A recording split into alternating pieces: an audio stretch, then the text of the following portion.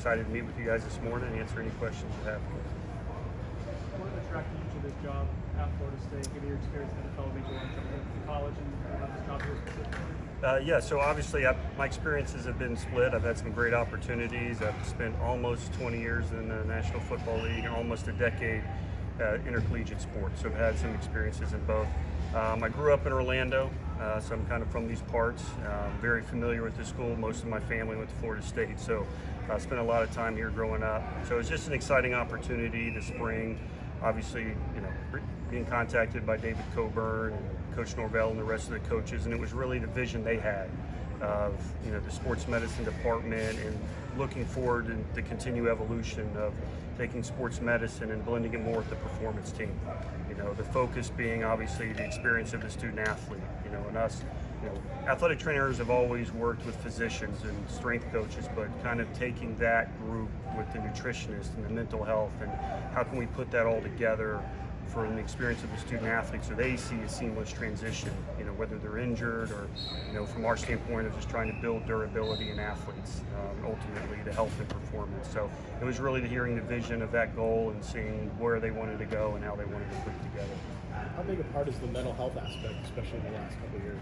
It's a huge part. If you were to ask me to look, in my years and almost 30 years of, if we look back at the points and what our focus was, let's say 10, 20 years ago, or, the concussion crisis, and it was an area where we really felt like we didn't have a means of managing it, and we've come a long way, in managing that, or nutrition, maybe 10 years ago that was the edge, whereas right now I'd really say mental health is kind of the area where we see the biggest need in evolving our care.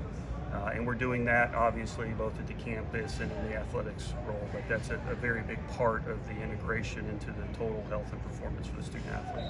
How do you go about getting a lay of the land when you get here? Is it talking to all the people that are involved in every component of this, or how do you go about it? Yeah, clearly, obviously, and clearly there were some really key pieces already in place here. You guys know Coach Storms and the jobs that he does, so that was a critical part of being able to collaborate and work with him. And then even Josh Chapman, who was an athletic trainer here, we were fortunate to be able to keep him and move him up to head athletic trainer, and all the other athletic trainers that were already here. So for me, coming in, it's gauging their experiences in terms of where they were in that evolution, and then kind of continuing to build that and then take it to the next level of where we want to go. Is there much difference working with professional athletes versus college athletes? Sure. Obviously, just from an age standpoint, when you're dealing with intercollegiate athletes, you're raising kids. You're kind of finishing that job of raising individuals. So it's a lot of the basic personal care type things of helping them understand, that as an athlete, your body is your business. And so how important it is for you to invest your time and energy into your own personal care. I mean, we're a resource and we can provide that, so it's teaching them that. In the professional ranks, it's a little different. The challenge there is they have longer medical history, so it can be a little bit more complicated from that standpoint, whereas at this level, it's a greater volume of athletes, and you're kind of starting more in the basics of teaching them personal health care. Along the lines of mental health, what do you teach, I guess, to the athletes to kind of make them become aware that they maybe want to talk to somebody or maybe work on some issues like that? Yeah, the biggest thing is understanding that their experiences are normal. We all can think back to what our perspective was when we were their age, and you think some of the things that you're going through, that you're the only one that has ever experienced that. So probably the first thing understanding is recognizing what their challenges and their stresses are, and helping them understand that, look, what you're going through is normal, but also that you can reach a higher level by getting help. We all need help, and we all can utilize our resources to become better. So a lot of it's just educating them on what they're experiencing. There's a normal capacity to that, and then what your resources are and how to utilize them. We've clearly come a long way. I mean, again, 5-10 years ago, I think everybody would refrain from accepting that help, whereas now these kids recognize that they have resources, and we've done a better job of communicating that. This is also part of 20-something sports. How challenging is that to not just focus on football? Sure, and my role obviously is going to be with all sports. Obviously, football's in the heart of training camp right now, so very involved there. But obviously, my responsibility is kind of coordinating the rest of the athletic trainers. Like you said, 20 sports, 500 athletes.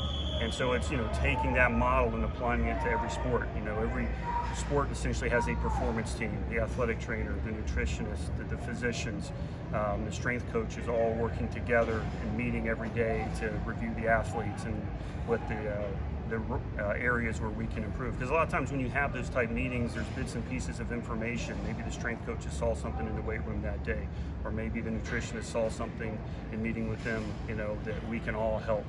And by doing that, we can kind of work together so that from their experiencing, they're seeing it all pulling in the same direction.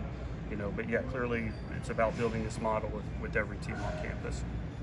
Is there anything specific about Coach Norvell in those conversations about that made you interested in each Sure. Again, initially talking with David Coburn, meeting with Coach Norvell, what I'm sharing, that's the vision he had. And so for me, that's the vision I had. So seeing clearly what he wanted to put in place, and really when I first came to campus, I had the opportunity to meet with the majority of the coaches, and really from Coach Hamilton and Sue and Mark, and they all share that same vision. So it was just seeing where the department wanted to go and the opportunity to be a part of that moving forward.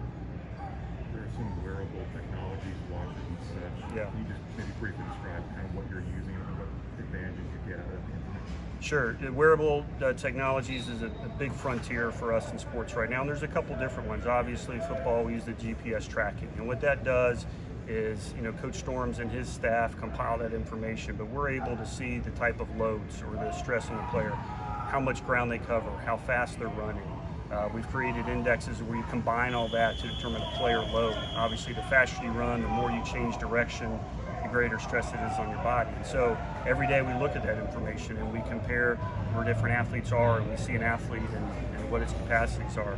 From a medical perspective, we can really use that to see, is an athlete ascending or is he struggling with something? We can see in his loads if maybe there's something bothering him and kind of connect with him and figure out what might be affecting him. Likewise, when an athlete's coming back from an injury, obviously we want to progress him. We don't want him doing too much too soon. So we can set goals and loads, and we can literally monitor that in real time during practice to know what he's done and to make sure he progresses. Soccer uses Whoop.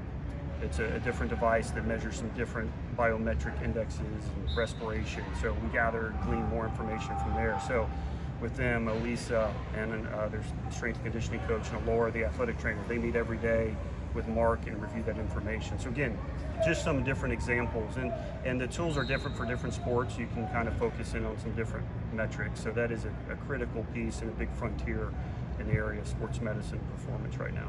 How challenging has it been with the last 18 months or 16 months of COVID and the pandemic and stuff? Yeah, obviously I went through it from the NFL perspective, which was a little bit different. It was a monumental challenge to try to put a season together and to make games happen. If you think back this time last year, we didn't know if games were going to be played, and that was really our moment, to say, okay, what can we do to help make this happen? And it was a monumental task at that level. And at college, I would say it was even greater, again, just from the volume of athletes that they had to manage, of trying to put protocols in place to keep everybody safe, to keep them healthy, and to put them on the field, especially at a time where, as you guys remember, the protocols were changing certainly by the week and by the day, and we just had to be adaptive to the recommendations and follow what the science was telling us. And clearly, as I said, I don't know that this year's going to be harder than last year, but it may be more complicated because now with the vaccine, there's differentiation for different groups and how we're going to manage them. So for all of us, the challenge remains. It's going to be different, but we still have challenges to face, and students aren't back on campus yet. So, we know what we might have to manage there. So. Anything else? All right. Appreciate it.